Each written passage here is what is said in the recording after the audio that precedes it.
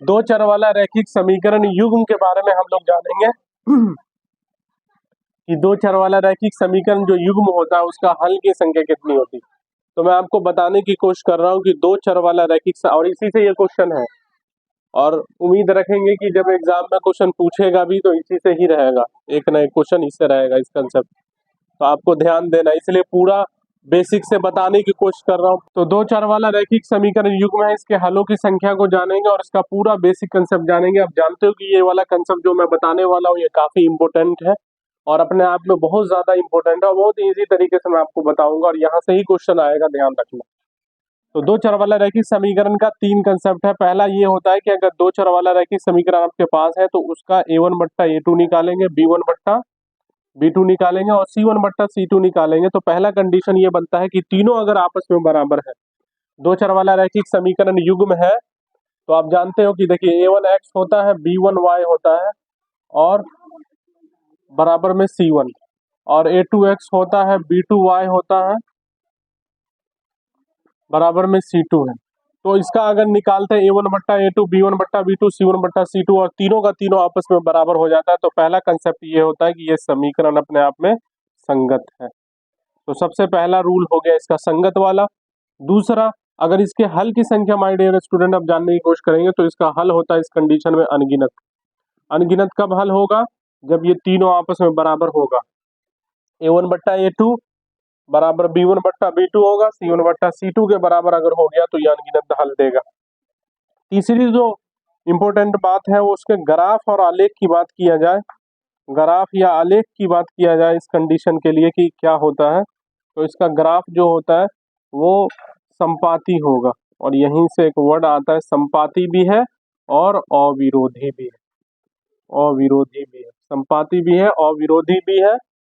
संपाती किसको बोलते हैं कि जब आप ग्राफ खींचिएगा, ये मान लीजिए ये y एक्सिस है, ये x एक्सिस है, इसका ग्राफ अगर खींचेंगे तो एक समीकरण का तो ये वाला समीकरण का ग्राफ ये वाला हो गया, और इसका भी खींचेंगे तो ये सेम इसी पे चढ़ के जाएगा, इसी पे लाई करेगा, एक ही लाइन पे दोनों जाता है, तो इसलिए ऐसे ग्राफ को संपाती बोलते हैं और विरोधी बोला जाता है।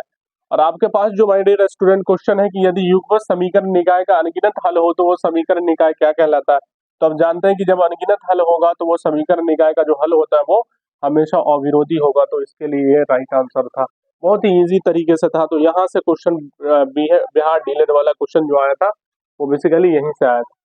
मैं आपको इसके अलावा भी अभी समझाने वाला हूँ। दूसरा कंडीशन जो इसका बनता है यहाँ पे देख लेते हैं हम लोग कि a1 बट्टा a2 निकाले और b1 बट्टा b2 निकाले और ये दोनों आपस में बराबर नहीं है। तो अगर ऐसा कंडीशन आता है कि जो दोनों आपस में बराबर नहीं है तो इस कंडीशन में भी ये समीकरण जो होता है वो संगत है। और दूसरा, इसके हल की संख्या अगर बात किया जाए तो अद्वितीय हल होता है माय डियर स्टूडेंट, इसका हल जो होता है अद्वितीय होता है। अद्वितीय हल कब होगा? जब a1 बट्टा a2 नहीं बराबर b1 बट्टा b2, अद्वितीय हल होता है। अद्वितीय हल आप जानते हैं, अद्वितीय हल बोलिए या केवल एक हल बोलिए, केवल एक हल बोलिए या अद्वितीय हल बोलिए, दोनों का मीनिंग एक ही होता है। तो अद्वितीय हल होता है। और तीसरा, इसके ग्राफ की बात किया जाए, इसके आलेख की बात किया जाए, ग्राफ या इसका आलेख अगर आप देखेंगे तो इसका ग्राफ या आलेख होगा प्रतिच्छेदी। इसका ग्राफ या आलेख जो होता है वो प्रतिच्छेदी होता है, यानी अगर आप इसका ग्राफ इस तरह खींचते हैं, ये y एक्सिस है और ये x एक्सिस है, तो एक ऐसे जाएगा तो एक ऐसे जाएगा, यानी एक दूसरे को प्रतिच्छेद करेगा। तो यहाँ पे हल की संख्या कितनी होगी? एक ही होगी। तो इसलिए इसका हल जो होता है केवल एक हल होता है। ग्राफ जो है प्रतिच्छेदी होता है और अविरोधी भी होता है, इसको भी अविरोधी की कैटेगरी में माय डियर स्टूडेंट रखा गया है। इसके अकॉर्डिंग मैं आपको बताने की कोशिश कर रहा हूँ। विरोधी सिर्फ एक कंडीशन में होगा, जो तीसरा मैं आपको इसके बाद एक्सप्लेन करूंगा। तो हमने आपको अभी तक दो कंसेप्ट बताया कि जब a1 बट्टा a2 नहीं बराबर b1 बट्टा b2 बराबर b1 बट्टा b2 बराबर c1 बट्टा c2 तो संगत होगा, हल जो है अनगिनत हल होगा, ग्राफ या आलेख इसका संपाती या अविरोधी होगा। और अगर a1 बट्टा a2 नहीं बराबर b1 बट्टा b2 है तो इसका ये संगत होगा। इसका जो ग्राफ है इसका जो हल है अद्वितीय या केवल एक हल होगा, और इसका ग्राफ या आलेख जो होता है वो प्रतिच्छेदी होता है और विरोधी होता है। और इसी पे क्वेश्चन आपके एग्जाम में आया था। इस तीनों में से कोई एक पे क्वेश्चन पूछा जाता है तो मैं आपसे रिक्वेस्ट करूंगा कि आप जब भी बैठे कोई वीडियो देखने के लिए आप अगर देखेंगे तो सबसे पहले अगर आप बिहार डीएलएड के एग्जाम देने जा रहे हैं तो सबसे पहले इस पूरे कंसेप्ट को अपनी डायरी में नोट कीजिए और इसका रिवीजन कीजिए। मैं आपको यकीन दिलाता हूँ कि आपके एग्जाम में यहाँ से क्वेश्चन फिर से दोबारा आने वाला है। अगर आप इसको ठीक से देखते हैं तो फिर कोई प्रॉब्लम नहीं होगी। अब चलते हैं हम लोग अगले कंसेप्ट की तरफ।